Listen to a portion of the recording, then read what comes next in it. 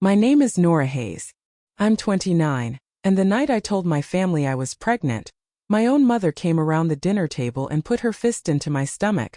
She was screaming that the first grandchild belonged to my sister. I was 11 weeks along. I spent that night in an emergency room, watching a heartbeat flicker on a screen. But the punch isn't the part that broke my mother. It was the doorbell that rang 20 minutes later, and the woman standing on the porch wearing my face. In my mother's house, mornings began with an inspection. My mother, Helen, would stand at the bottom of the stairs with her coffee, and her eyes would move over my sister and me like a jeweler checking stones. My sister Brooke got adjustments, a bow retied, a collar smoothed. I got one glance, then her eyes moved on to the real business of the day. There was a yellow tape measure in our kitchen drawer. Every Sunday night, my mother measured Brooke's waist and wrote the number on a notepad. She never measured me. For years I thought that meant I was free. It took 2 decades to understand it wasn't freedom. It was disqualification. You don't measure what you've already decided isn't going to market. My mother's business made sense of everything. Hayes Bridal opened in 1997 on Main Street. Cream carpet, gold mirrors, a wall of white dresses lit like relics.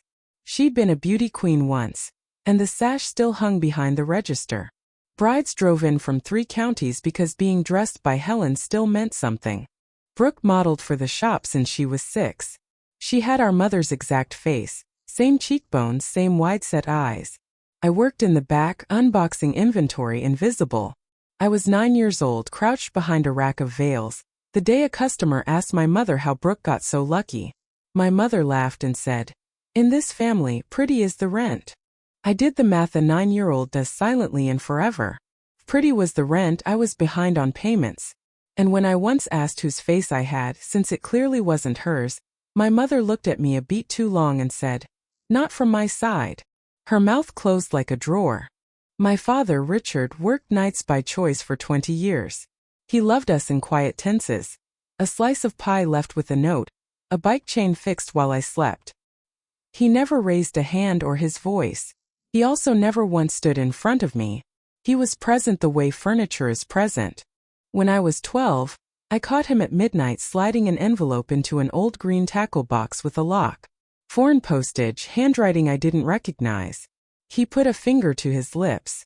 I didn't learn what was inside for 17 more years. I left the way unphotographed daughters leave. I became a pediatric nurse in Fort Wayne, and I learned hospitals run on exactly what my childhood had trained into me, noticing. Nobody on a kid's floor cares what your face is doing. They care that you caught the fever spike at 2 a.m. I met Daniel Brooks when his car died in the hospital parking lot. He's a high school science teacher who laughs with his whole chest. When he met my mother, she assessed him in one pass and pronounced him sweet, which from her meant no resale value. We married quietly in 2023. My mother wore beige and told the photographer within my hearing that my dress was off the rack, but I'd always been practical. During the toasts, my sister held my hand under the table, hard, too long, like someone gripping a railing. I thought she was being sentimental. I didn't know yet what being the golden child had actually cost her. Brooke was 33, 3 years and 4 rounds of IVF into trying to produce what our mother called loudly and often the first grandbaby. My mother paid for 2 of those rounds and never let anyone forget it. By next Christmas, God willing, there'll be a bassinet by that window, she'd announce at dinner like a sponsor. One afternoon I drove Brooke to her clinic. Before she went in, our mother took her by the shoulders, kissed her cheek and said, smiling at a volume only the 3 of us could hear, "Don't disappoint me again, sweetheart." Again. I sat in that waiting room and did new math. Brooke wasn't the lucky one. She was the product launch running behind schedule, and our mother was the investor losing patience. 8 weeks later, 2 pink lines showed up on a test in my bathroom. Daniel cried first, sitting on the floor, laughing and leaking at the same time. I stood there holding the test and felt 2 things arrive together. The way they always did in my family, joy and threat assessment. Because I knew exactly what this was. This wasn't just our baby. By my mother's accounting, this was an unauthorized product, growing in the wrong daughter. I planned the announcement the way I plan a med pass, carefully, defensively, in writing. We waited past the first ultrasound. A strong heartbeat at 11 weeks. We waited past my mother's birthday. I chose a Sunday dinner at my parents' house, full table, witnesses, because an audience had always made my mother gentler. I even scripted the pivot in my head. The minute the news lands, redirect to Brooke. I prepared for tears, for coldness, for the spotlight swinging at me like a boom on a sailboat. I prepared for everything except the one thing I couldn't see coming. 3 hours before that dinner, my mother's phone rang. Brooke, calling from the clinic parking lot. Round 4. Not good news. I knew something was wrong the second I walked in. Brooke's eyes were swollen under fresh concealer. My father carved the roast with the kind of thoroughness he uses when he wants a reason to look down. And my mother was radiant, which I'd learned over 29 years is the tell. Her brightness runs inverse to her weather. She poured wine, told a sparkling story about a bride from out of town, and her fork touched the plate with just slightly too much force. Click, click. A metronome set to something coming. I found Daniel's knee under the table and squeezed it. Our signal, developed for exactly this dining room. Hold. Not tonight. But Daniel had carried a secret the size of a sun for 11 weeks, and he was proud of me. When my mother turned her bright beam on us and asked what had us so lit up, his glass was already lifting. Well, actually, we have some news. I watched it happen the way you watch a glass tip off a counter too far to catch. I'm pregnant, I said, because the sentence was airborne whether I wanted it to be or not, and it was mine to land. 11 weeks. We heard the heartbeat Tuesday. For half a second the room held its breath. Then it broke in the wrong order. Brooke moved first. My sister, who had gotten the worst phone call of her life that very afternoon, stood up, came around the table, and hugged me before anyone else could. Her cheek was wet against mine. "Oh, Nora," she whispered. And the whisper had a crack straight down the middle of it. My father set down the carving knife and looked at me, and nodded wife first, which in our house was practically a declaration. And my mother rose from her chair like weather coming up off a lake. "Today," she said quietly. The quiet was worse than any volume. "You chose today." I started to say I didn't know about the phone call. She wasn't hearing anything. Her voice climbed, cracking apart into something raw. 4 rounds. 2 rounds she'd paid for. 3 years of planning. The first grandchild was supposed to be hers, she said. It has to be hers. Then she came around the table fast. My husband was rising. Brooke's husband was rising. Nobody was fast enough because none of us, not even me, believed what was already happening. She grabbed my shoulder with one hand and swung the other into my stomach. Low. Deliberate. Where the baby was. Get rid of it. 1 blow. I want to be accurate about that. 1. It knocked the air out of me, and I folded over the chair, and I ended up on my knees on my mother's dining room carpet with my arms wrapped around my middle. Somewhere far above me the room was exploding. Daniel's body suddenly a wall between us, Brooke screaming, someone's arms locked around my mother, who was still surging forward, still screaming that it was hers. And then a sound cut through all of it that I had never once heard in 35 years of my parents' marriage. My father on his feet roaring, "Helen, enough!" The room froze. My mother stood there, chest heaving, hair loose from its pins, looking down at me on the floor. For 1 second something like horror crossed her face. I never got to decide what it was horror about, what she'd done or who had seen it, because the doorbell rang. Nobody moved, so it rang again. 2 polite chimes, absurd against the wreckage of that room. My father crossed to the door like a man wading through deep water and opened it. On the porch, in the yellow light, stood a woman in a gray coat with a bag over her shoulder. 60-something. Silver hair cropped short. Tall, calm, unhurried. And her face. I heard Daniel's breath change before my own brain finished the sentence. She had my face. My jaw. My wide-set eyes. My chin, the one nobody in the family photos had ever matched. 30 years ahead of me, standing on my parents' welcome mat. From the floor still curled around my baby, I stared up at her like she was a mirror that had learned to walk. And my mother who had just thrown a punch, who ruled every room she'd ever entered, went white all at once, the color leaving her face like water leaving a sink. She began to shake. The woman on the porch looked past my father, past the overturned chair, straight at my mother. "Hello, Helen," she said low and even. 36 years and it's still the same show. She paused. Who gave you permission to touch that girl? My father said hoarsely, Nora, this is your Aunt Margaret. And that was the moment I felt something warm on the carpet beneath me and realized I was bleeding. The next 6 hours I know by heart because they're charted. Fort Wayne, the same ER where I've given handoffs 100 times. Now I was the one in the gown, watching the monitor from the patient's side. The bleeding was light. It stopped. The ultrasound came up and there, gray on gray, was the flicker. Heart rate steady. Mine wasn't. A small bruise between layers, the doctor said. Watch it. Rest. At 11 weeks, the uterus still sits low, shielded by the pelvis. My mother's fist had bought a night of terror and, by anatomy's mercy, missed everything that mattered. Then Dr. Amara pulled up her stool and asked the question I'd trained my whole life to answer with a lie. Nor, I have to ask how this happened. I could feel the old family words sitting in my mouth like coins.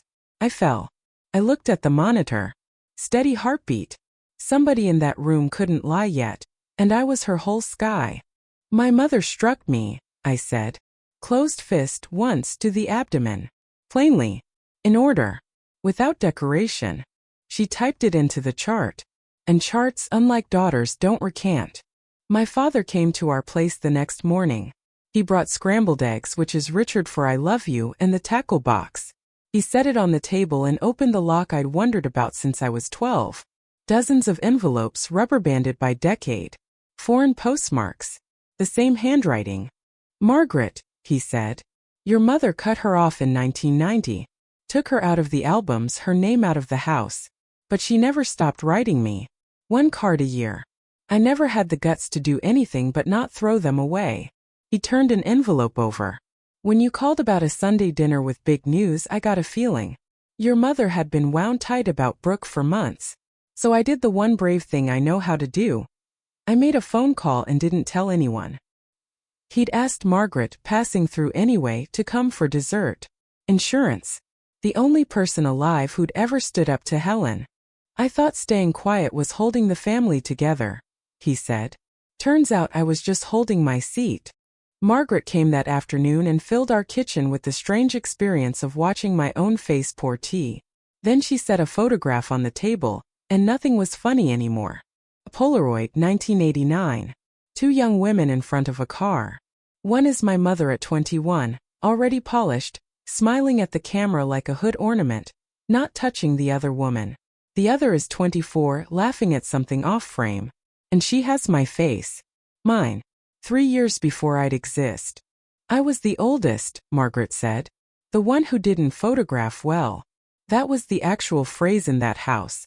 Our mother graded us at breakfast. Posture, skin, waist. I was the rough draft.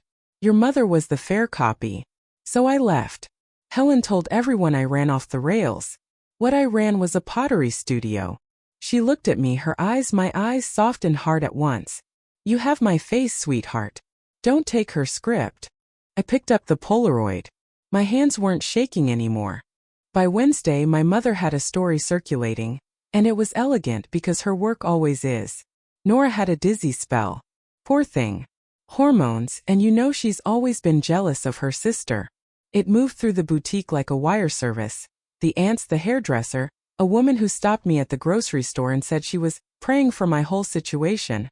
With a little pause before situation, like tongs picking something up. I did the one thing I've always been good at. I worked in the back room with documents. I requested my complete ER records. 2 copies went into our fire safe. The 3rd went into a folder on the counter, next to a number for a legal advocate. Daniel wrote on the folder in Sharpie, "When you're ready." My mother came by 9 days later, unannounced, in her second-best pearls, carrying a garment bag. A silk maternity dress, easily $400. You'll want to look put together, she said. People are talking. Every word doing 2 jobs. Not one syllable of apology. The closest she came was a line I wrote down so I'd never gaslight myself about it later. Things got so out of hand at dinner, and I hate that for us. As if the fist had been weather. As if we'd both been rained on. I'm not taking the dress, Mom, I said. She never once asked how the baby was. Not that visit. Not ever. That night, filling out the protection order petition, I stalled on the box asking for a witness who wasn't my husband or my father. Someone the town couldn't wave off as my team.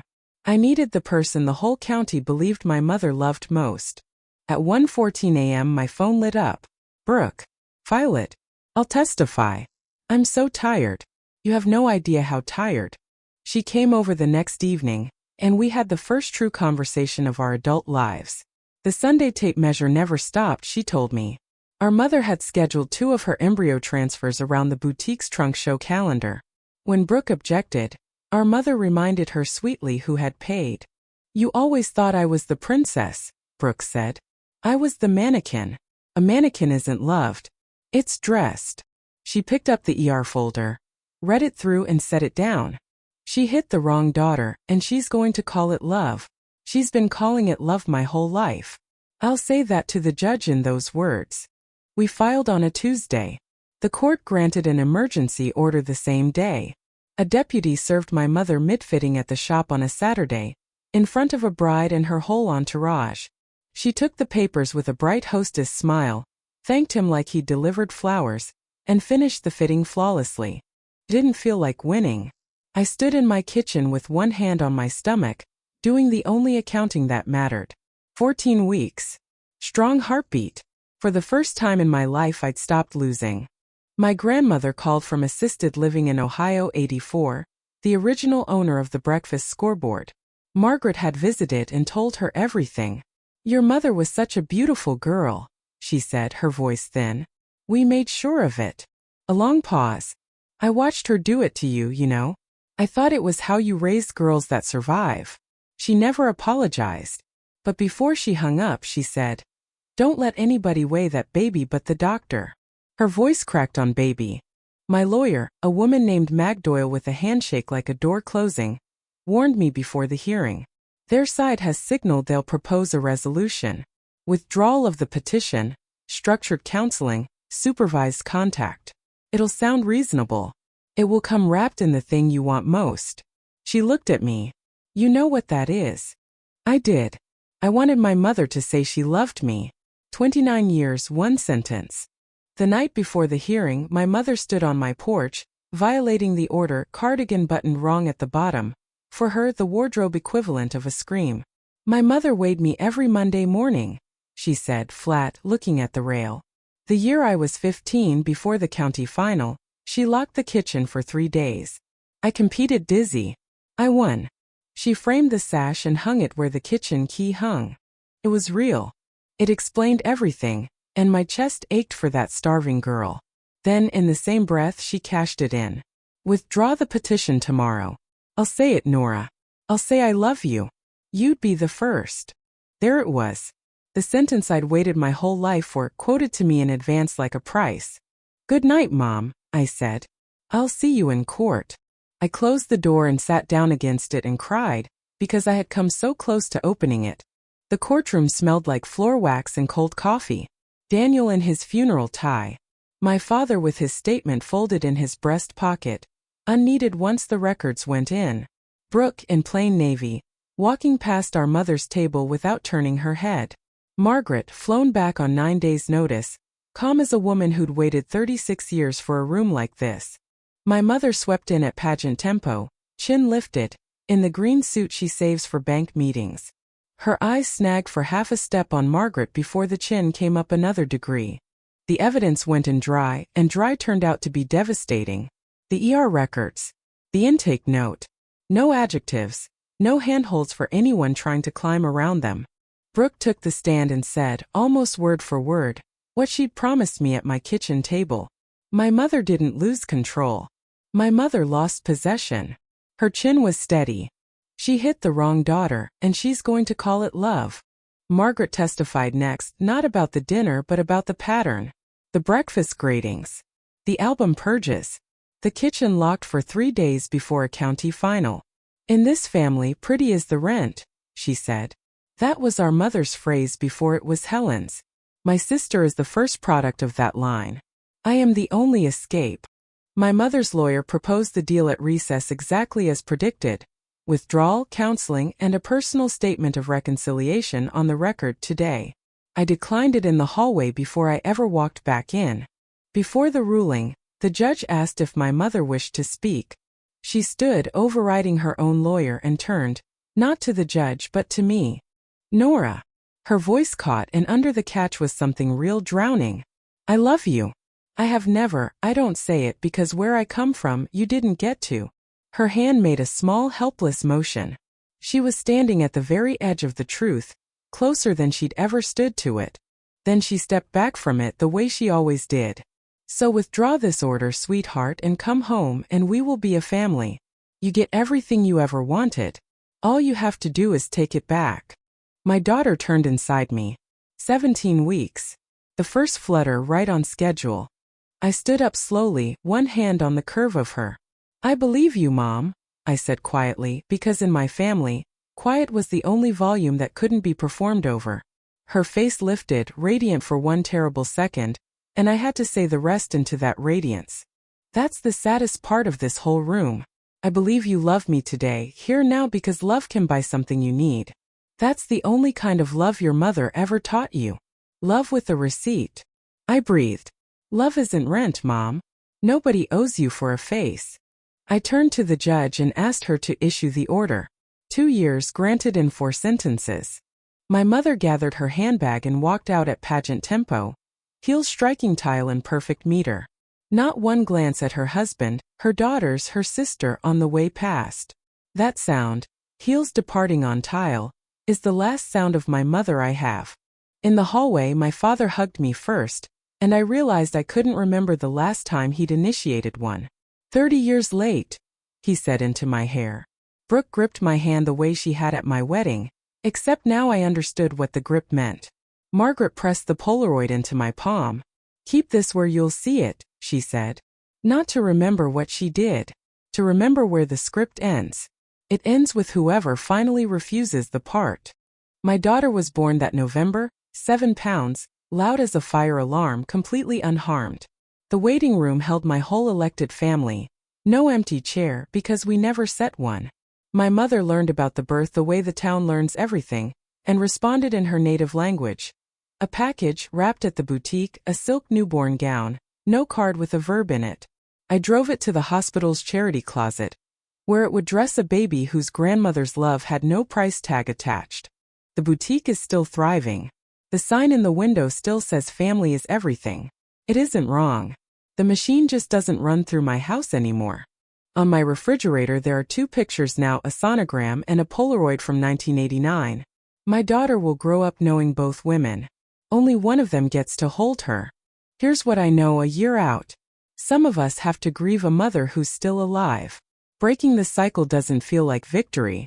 It feels like choosing your child's face over your mother's mirror, every single day starting before breakfast, because that's when the grading used to happen. Nobody will ever measure my daughter. Not with a tape measure. Not with a look. Not with love that comes with a price attached.